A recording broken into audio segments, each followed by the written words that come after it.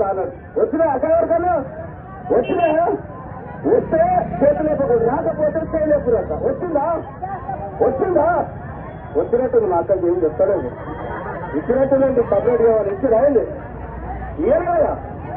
మరి నా చెల్లెలు మరి ఎస్సీ ఎస్టీ బీసీ బిడ్డలు పేదవాళ్ళందరూ కూడా చదువుకోవాలని చెప్పి చదువుకుంటే ఆర్థిక పారితోషికాలు ఇస్తానంట అని చెప్పింది. 10వ తరగతి చదివితే 10,000 అన్నాడు. పీజీ ఎంపీ చేస్తే పిహెచ్డీ చేస్తే 5 లక్షల వరకు ఇస్తా అని చెప్పిండట. 50,000 లక్ష 5 లక్షలు ఇస్తా అని చెప్పిండు.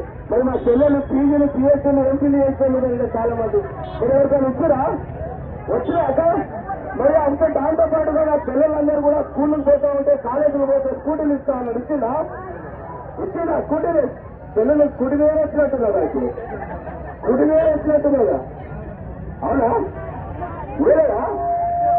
మరి ఒకవైపు విద్యార్థుల యొక్క విద్యతోని జీవితంతోని ఆడవాళ్ళ యొక్క జీవితాలతోని చెలగాటమాడుతూ ఉంటాయి రేవంత్ రెడ్డి. మరొక వైపు కేంద్రంలో నరేంద్ర మోడీ గారు మాత్రం ఇదే ప్రాంతానికి ఎస్సీ ఎస్టీ పిల్లల కోసం అని చెప్పి సేవల కోసం అని చెప్పి ఏకలంగా మోడల్ ఎడ్యుకేషన్ స్కూల్ తీసుకొచ్చి 7 స్కూళ్లను ఇదే ప్రాంతంలో ఇచ్చిందక్క మన గరీబుల పిల్లల కోసం అని చెప్పేసి ఏకలంగా ఎడ్యుకేషన్ స్కూల్ తీసుకెళ్ళి ఒక్క దవాఖాన కట్టమంటారంటే 30 ఏళ్ల నుంచి కట్టలేడు ఎమ్మెల్యే, ఇక్కడ ఉన్నటువంటి ఎమ్మెల్యే. మరి ఇంతకుముందు ఎమ్మెల్యే ఎంపీగా వేసిండు, మంత్రిగా కూడా వేసిండు. ఆయనకి ఇంత కూడా పూర్ణకం ప్రజల మీద చిత్తశుద్ధి లేదు. కానీ ఒకవైపు నరేంద్ర మోడీ గారు మాత్రం ఈరోజు మెడికల్ షాప్లలో రేట్లు అవుతా ఉన్నాయని చెప్పి జనాలు కేంద్రాలను తెచ్చి నాణ్యమైనటువంటి మందులు అతి తక్కువ ధరలతో సేవలకు అందిస్తా ఉన్నటువంటి ఘనత నరేంద్ర మోడీ గారు అయినటువంటి విషయాన్ని ఇంత మనం చేస్తున్నాం.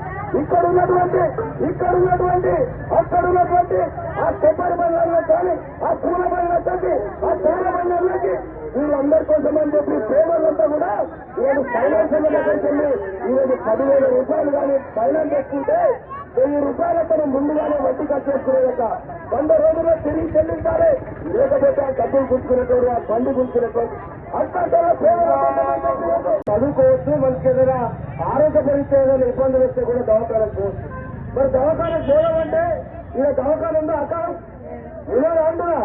మరి ఎవరికైనా ఏదైతే పట్టించిన నాదులు లేరు కాక మరి ఇందాక మా రామచంద్ర చెప్తా ఉన్నాడు 30 ఏళ్ళు అయిపోయింది నియోజకవర్గం ఏర్పడని చెప్పి. మరి 30 ఏళ్ళ నుంచి జరగలెక్కడ నియోజకవర్గాన్ని ఈ యొక్క కేంద్రాన్ని అంతా కూడా జరగలెక్కడ పట్టి పీడించిన నాయకులు ఉన్నారు ఇక్కడ. మరి పేదల యొక్క కష్ట సుఖాలు ఎవరికి తెలియదు. కానీ ఈరోజు చూస్తా ఉంటే నిజంగా పేదవాళ్ళకి సేవ చేద్దామని చెప్పి నరేంద్ర మోడీ వారసులుగా నమ్మిన సిద్ధాంతం కోసం ఈ దేశం కోసం ఈ ధర్మం కోసం పనిచేసేటువంటి కార్యకర్తలు మా పార్టీ కార్యకర్తలు గెలిచిన ఓట్ల ఈరోజు ప్రజల కోసం ఈరోజు మీ మధ్యలో వచ్చి మీ సమస్యల కోసం నిత్యం పోరాడుతూ ఉన్నారక్క. మా కార్యకర్తల యొక్క ఎన్నికైంది. మా కార్యకర్తలు గెలిస్తే మీ ప్రతి ఒక్కరు కూడా కష్ట సుఖాలు తెలిసేటువంటి వ్యక్తులు. మీ ప్రతి కష్టాన్ని ప్రతి కష్టాన్ని కూడా వాళ్ళ కష్టంగా భావించి ఆ కష్టాన్ని ఏ రకంగా దాని యొక్క బాగు చేయాలనేటువంటి ఆలోచన కలిగినటువంటి వ్యక్తులు. నేను మీకు కొన్ని విషయాలు చెప్తానక్క, కొన్ని విషయాలు చెప్తా.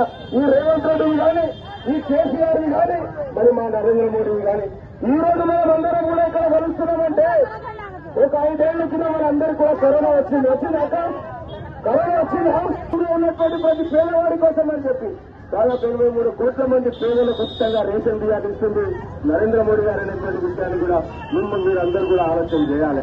కానీ రేవంత్ రెడ్డి మాత్రం సొమ్మొక్కడికి చూడకూడదు అన్నట్టు నేను ఇస్తున్నానంట అని చెప్తా ఉన్నాడక. మీరు పల్ల ఉద్యోగాలు కాంగ్రెస్ వాళ్ళకి, పల్ల ఉద్యోగాలు ఈ టీఆర్ఎస్ వాళ్ళకి రేవంత్ రెడ్డి కాదు, కేసీఆర్ కాదు, నరేంద్ర మోడీ ఇస్తా ఉన్నాడు ప్రధానమంత్రి అని చెప్పి మీరు అందరూ కూడా చెప్పాలట. నేను ఇక్కడ ఎక్కువ శాతం మా అక్కలు ఉన్నారు, మా మహిళలు ఉన్నారు. మరి మా మహిళలను తీసుకొని ఈరోజు ఈ దేశ ప్రధానమంత్రి ఒక బీసీపీ టైం తర్వాత ఈ దేశం మొట్టమొదటి ప్రథమ పౌరురాలు ఒక ఆదివాసి ఒక గిరిజన మహిళ ద్రౌపది ముర్ము గారికి అవకాశం కల్పించింది భారతీయ జనతా పార్టీ అనేటువంటి విషయాన్ని మీతో మనవి చేస్తా ఉన్నా.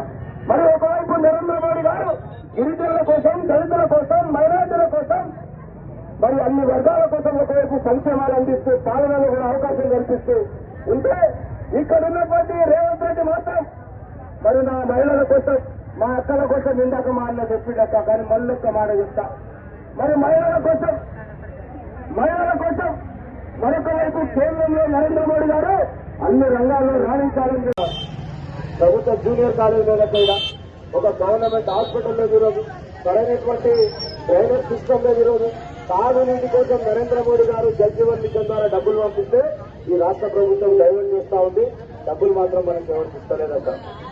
కానీ ఈ ఎన్నిక ద్వారా బీజేపీకి ఓటేస్తే బీజేపీ అధికారంలోకి వస్తుందా? రాదు. కానీ ఈ రాష్ట్రము ఒక భయంలో పోతుంది.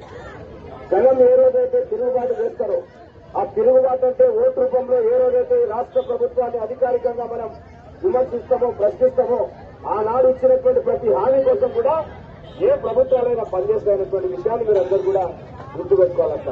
నేను చివరిగా 2 విషయాలు చెప్తాక 2 విషయాల మీద రెక్వెస్ట్ చేసి వెళ్ళిపోతాను. ఒకటి, మీరందరూ కూడా ఓట్లేయడానికి కంకణబద్దులు అయిన అందరూ మీరు సిద్ధంగా ఉన్నారు. కానీ మీతో పాటుగా మీ కుటుంబ సభ్యులందరినీ కూడా ఖచ్చితంగా ఒక్కసారి గతంలో అన్ని పార్టీలకు అవకాశం ఇచ్చారు. కాంగ్రెస్ కి ఇచ్చారు, టీడీపీకి ఇచ్చారు, టీఆర్ఎస్ కి ఇచ్చారు, టీఆర్ఎస్ కూడా ఇచ్చారు. ఒక్కసారి డోర్నకల్ మున్సిపాలిటీలో బీజేపీకి ఒకసారి అవకాశం ఇవ్వండి అక్క. ఇక్కడ ఈ మున్సిపాలిటీ అభివృద్ధి చెందాలంటే రాష్ట్ర ప్రభుత్వం దగ్గర ₹1 లేవక్క. ఈ రేవంత్ రెడ్డి ముఖ్యమంత్రి ఎక్కడికక్కడ చెప్తా ఉన్నాడక్క, నేను ఎవరి దగ్గర పోయి డబ్బులు అడిగినా నాకు అప్పు గుర్తలే రూపాయి, నేను పోతే అడుపు తినడం లెక్కన చూస్తా ఉన్నారు అని చెప్పి చెప్పుకుంటా ఉన్నారు. ఈ రాష్ట్రం యొక్క పరువు మర్యాదలన్నీ కూడా బజార్కి ఇచ్చేసింది ముఖ్యమంత్రి. కానీ మీరు ఒక్కసారి మాకు అవకాశం ఇచ్చిన తర్వాత, మేము ఈ చైర్మన్ గెలిచిన తర్వాత నేరుగా మా రాష్ట్ర నాయకత్వంతో, మా కేంద్ర నాయకత్వంతో మాట్లాడి నేరుగా నరేంద్ర మోడీ గారి గారు కూడా తీసుకెళ్తాం. ఖచ్చితంగా ఈ ప్రాంతానికి, ఈ యొక్క మున్సిపాలిటీని, డోర్నకల్కి మేము స్మార్ట్ సిటీ కింద పెట్టిస్తాం. ఖచ్చితంగా నిధులన్నీ కూడా కేంద్రం నుంచి పెట్టిస్తాం. అన్ని రకాలుగా అన్ని మౌలిక రంగాలు అన్ని కూడా, మౌలిక వసతులు అన్ని కూడా మేము కల్పించేటువంటి బాధ్యత మేము తీసుకుంటాం. మా కార్యకర్తలకు అవకాశం ఇవ్వాలి. మీరందరూ కూడా మీరు అవకాశం, మీ సింగిల్ ఓటేస్తే సరిపోలేక మీ వార్డులో ఉన్నటువంటి మీ పక్కింటోళ్ళని, మీ ముందింటోళ్ళని, మీ ఎనికింటోళ్ళని అందరినీ కూడా పొద్దున్నే తీసుకుపోవాలక్క. పూగుర్తు మీద ఓట్లు వేయాలక్క. మా కార్యకర్తలకి ఒక్క అవకాశం ఇచ్చి చూడలేక మార్పెట్టుకుంటారో మేము చూపిస్తామక్క. లంచాలు తీసుకోమక్క. ఆనాటి ప్రభుత్వం కానీ, ఇప్పుడున్న కాంగ్రెస్ ప్రభుత్వం కానీ, వీళ్ళు నోరు తెరిస్తే ఒక్కరు ₹100 పని కావాలంటే 30%, 40% కమిషన్ లేదు వాళ్ళు పనిచేయరక్క. కానీ బీజేపీ కార్యకర్త ₹1 కూడా ఆశించకుండా నమ్మిన సిద్ధాంతం కోసం పనిచేస్తారు బీజేపీ కార్యకర్త. కాబట్టి ఒక్కసారి అవకాశం ఇవ్వండి. మీ బిడ్డలకు అవకాశం ఇవ్వండి. మా కార్యకర్తలకు అవకాశం ఇవ్వండి. మీకోసం కొట్లాడతారక్క, మీకోసం నిధులు తీసుకొస్తారక్క. ఢిల్లీ నుంచి మీకు అభివృద్ధి కావాల్సిన రంగాల్లో అన్ని విధాలుగా మీకు అభివృద్ధి చేసి చూపిస్తామని చెప్పి మీ అందరినీ కూడా విజ్ఞప్తి చేస్తూ, మరి ముఖ్యంగా అక్కడ ఉన్న నా చెల్లెలు, మా అక్కలు ఉన్న చాలా మంది చదువుకున్నాళ్ళు. మీరు ఒక్కసారి ఆలోచన చేయాలక్క. చదువుకున్న వాళ్ళందరూ కూడా ఆ పేపుడు బండ్లు, ఆ పూల బండ్లు, ఆ పండ్ల బండ్లు, ఆ మెడికల్ షాపులు, ఆ కటింగ్ షాప్ అన్న కోసం కూడా ప్రధానమంత్రి నరేంద్ర మోడీ గారు విశ్వకర్మ యోజన పథకాన్ని తీసుకొచ్చి ₹3 లక్షల డబ్బులు ఇస్తా ఉన్నాడక్క. మీరు ఒక్కసారి ఆలోచన చేయాలని అన్నగారు, అక్కగారు ఒక్కసారి భారతీయ జనతా పార్టీకి అవకాశం ఇవ్వండి. మనం పొందేటువంటి ప్రతి సంక్షేమం కూడా కేంద్ర ప్రభుత్వం నరేంద్ర మోడీ గారు ఇస్తా ఉన్నారు తప్ప ఈ రాష్ట్ర ప్రభుత్వం దగ్గర ఖజానా లేదు, ఖాళీ అయిపోయింది. ఈ 26-27 నెలల్లో ₹2,60,00,000 అప్పు చేసిందక. 2.5 లక్షల పైసలకు ₹1,00,00,000 మన నెత్తిన అప్పు పెట్టిండు.